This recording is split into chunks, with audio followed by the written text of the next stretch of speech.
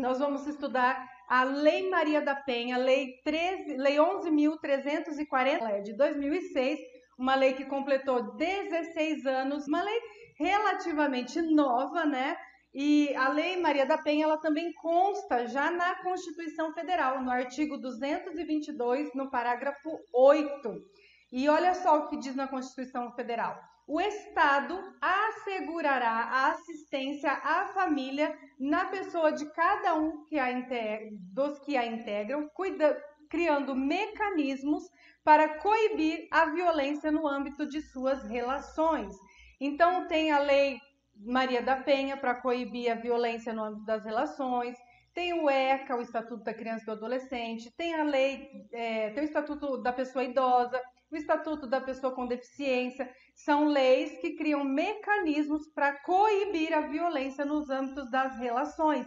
E aqui neste Instagram e no meu YouTube nós estudamos toda semana, especialmente essas legislações, porque são legislações que caem muito nas nossas perícias sociais. Sempre que vamos fazer perícias envolve criança, adolescente, mulher em situação de violência, pessoa com deficiência, idoso, idosa. Então, eu gosto de estudar essas legislações com vocês porque a gente fica assim com uma base muito boa para quando a gente precisar fundamentar os nossos laudos e os nossos pareceres durante a nossa perícia. A Lei Maria da Penha, ela é relativamente nova, tem só 16 anos.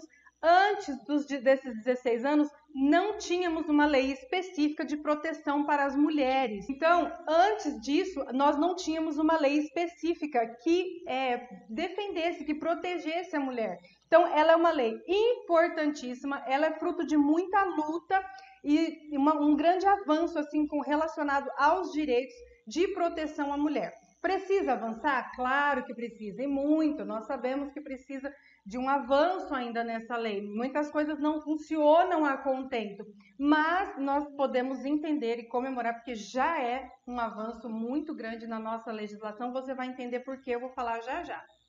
Antes, propriamente, de entrar, gente, na Lei Maria da Penha, eu quero falar para vocês um pouquinho, previamente, quem é a Maria da Penha e essa história toda, né? O porquê que a lei tem esse nome, vou trazer aqui para vocês. Olha só. Maria da Penha é uma farmacêutica bioquímica, hoje com 77 anos. Em 1983, Maria da Penha foi vítima de dupla tentativa de feminicídio por parte de Marco Antônio. Ele era um colombiano que veio para o Brasil e ela se casou, veio ser seu esposo. E ela sofria muitas violências desse seu companheiro. E olha só. Primeiro, gente, ele deu um tiro nas costas dela enquanto ela dormia. Devido a muitas agressões, ela ficou paraplégica. Teve lesões irreversíveis na terceira e quarta vértebras, tanto que vocês veem, ela usa uma cadeira, né, de rodas. Na época, ele declarou à polícia que tudo não havia passado de uma tentativa de assalto. Versão essa que depois, posteriormente, foi desmentida pela perícia. Olha só o perito aqui, gente, que importante. 4 meses depois, quando ela voltou para casa, depois da cirurgia, das internações, dos tratamentos, tudo, ele manteve ela em cárcere privado por 15 dias e tentou eletrocutá-la durante um banho. Então, gente, olha quanta violência essa mulher sofreu, olha tudo que essa mulher passou e olha só, ele também fazia violência patrimonial, a gente vai falar sobre ela também, que ele fazia ela assinar procurações, dando a ele plenos poderes para ele utilizar os bens dela, aquilo que ela tinha. Depois ela descobriu traição por parte dele, ela sofria todas as formas de violência. Nós vamos falar sobre essas violências mais tarde, tá? Vou trazer o conceito de cada uma aqui para vocês. Aí, com a ajuda de amigos e familiares, ela conseguiu sair de casa, começou a fazer denúncias, julgamentos, condenações, mas ele sempre ficava livre devido aos recursos e à falta de uma lei específica que protegesse essa mulher. Em 1998, aconteceu um caso muito interessante, olha só, que ganhou uma dimensão internacional. Presta atenção aqui, ó.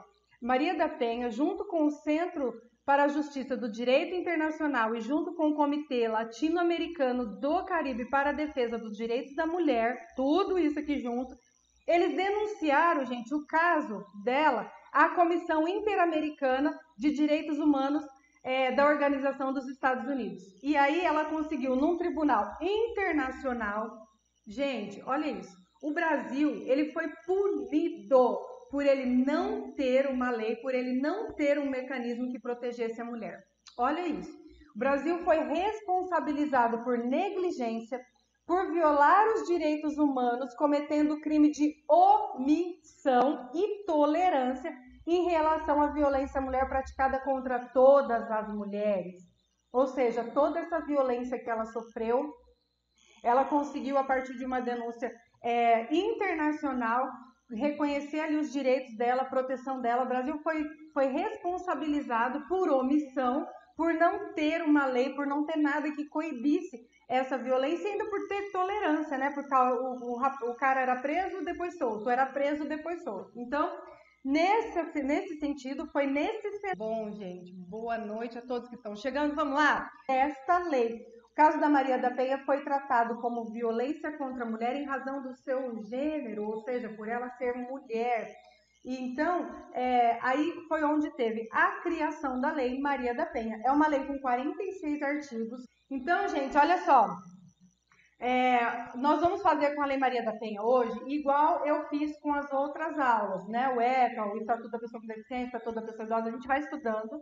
Eu vou falar em blocos as aulas, os artigos para vocês e alguns significados deles. Eu separei alguns principais artigos, porque todos são extremamente importantes, mas tem aqueles que a gente utiliza com mais recorrência. Então, também são mais recorrentes em prova, por isso que eu peguei aqui para falar sobre alguns para vocês. E aí eu vou trazendo em blocos. Começando aqui com relação do artigo 1, já atendemos mais de 10 mil mulheres. Eu quero conhecer, tá? Do artigo 1 ao artigo 4, gente, vai tratar da proposta da lei, que visa prevenir, punir e erradicar a violência contra a mulher. Do 1 ao 4 vai tratar sobre os direitos humanos, que são direito à vida, à segurança, à saúde, à alimentação, à educação, à cultura, à moradia, ao acesso à justiça, ao esporte, ao lazer, ao trabalho, à cidadania, à liberdade, dignidade e ao respeito da convivência familiar e comunitária.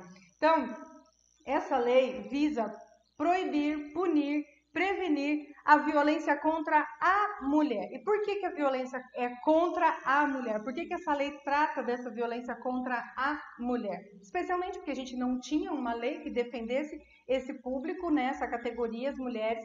É uma lei que visa proteger as mulheres. E aí as pessoas perguntam, mas e se for homem que estiver sofrendo a violência, também vai aplicar a Maria da Penha? Não se aplica a Lei Maria da Penha. Não se aplica. Às vezes eles ficam bravinhos. Tem lei que protege mulher, não tem lei que protege homem. Nesse caso, se é homem que sofre a violência doméstica, nele vai ser aplicado a lei comum. Nós temos leis no Brasil comuns a todos. Então, neste caso, o homem não recebe nenhuma aplicação de Lei Maria da Penha. Ela visa prevenir a mulher de violência doméstica. Para o homem tem a lei comum existente no Brasil já há muito tempo. A lei da mulher é até recente, né? Então, por que essa lei é somente para a mulher? Porque a mulher, ela tem uma vulnerabilidade presumida. Presume-se que mulher, se comparada ao homem, tem uma vulnerabilidade.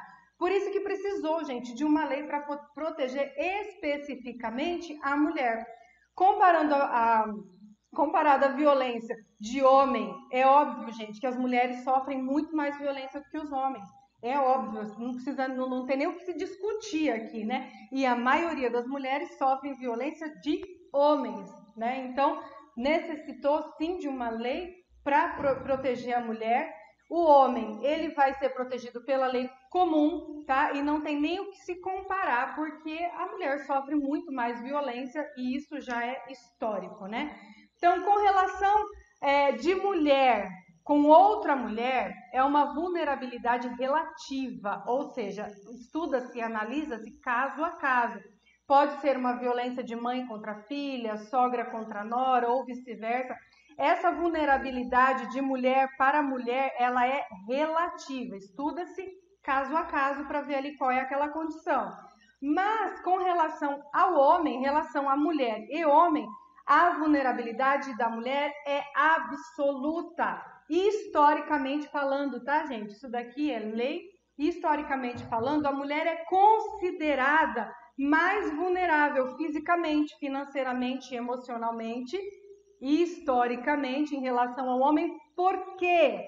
Devido ao processo histórico patriarcal, conservador, moralista, machista, lista. Mulher tem uma vulnerabilidade absoluta em relação ao homem justamente por causa desse processo histórico patriarcal que vem aí querendo dominar e manter o controle sobre as mulheres, e por isso que ainda vem a violência, né? Se sentem no direito de fazer isso. Então, por isso a necessidade de uma lei específica para mulheres, tá? Então, essa lei, ela vai tratar sobre a responsabilidade do poder público desenvolver políticas que visem garantir os direitos das mulheres no âmbito das relações domésticas e familiares, no sentido de resguardá-las de toda forma de negligência, discriminação, exploração, violência, crueldade, opressão, e isso tudo acontece diariamente. Então, a gente precisa conhecer a lei, a gente precisa conhecer aquilo que está sendo aplicado aqui para a gente poder saber quais são as intervenções, as orientações, como que o assistente social, como que o perito atua nesses processos de violência doméstica contra a mulher.